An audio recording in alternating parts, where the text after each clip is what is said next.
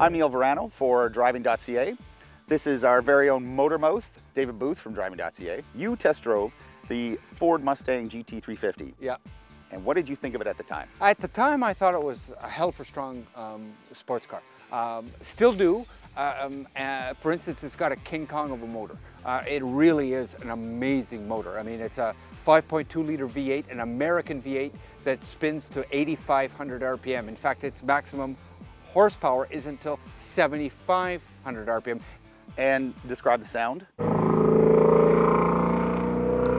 Barking is the only word I could say. Imagine the loudest, meanest German Shepherd, Pit Bull, cross.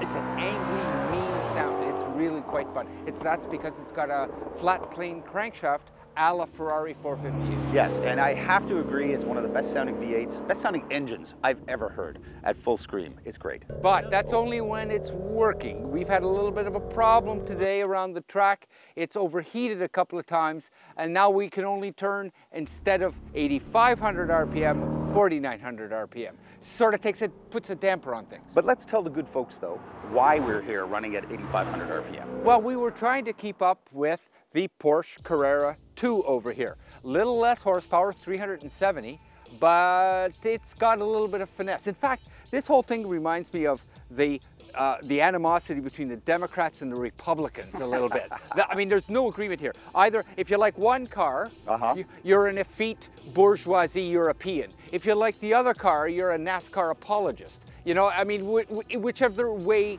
you vote, you're going to alienate the other crowd. North American cars can now keep up with the Europeans. In a straight line, pure power, it turned out to be true. Got to admit, the Porsche is still a little bit better. I never really pushed the Mustang GT350 as hard as it could go. It bites sometimes. It really is an angry pit bull. That is true, that is true. And I found the same thing. The Porsche is very easy to go fast. It's different brakes. You have to press the brakes harder because they're steel brakes. They're not carbon brakes.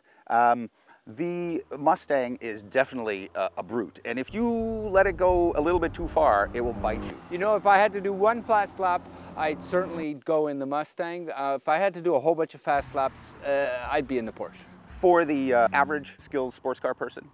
Oh, that's easy. You got to go with the Porsche 911 Carrera 2. It's a dawdle to drive. I mean, the front end sticks, the rear end drifts out just nicely. Again, the Mustang is faster, it has more grip, but when it starts to do foolish things, it bites hard.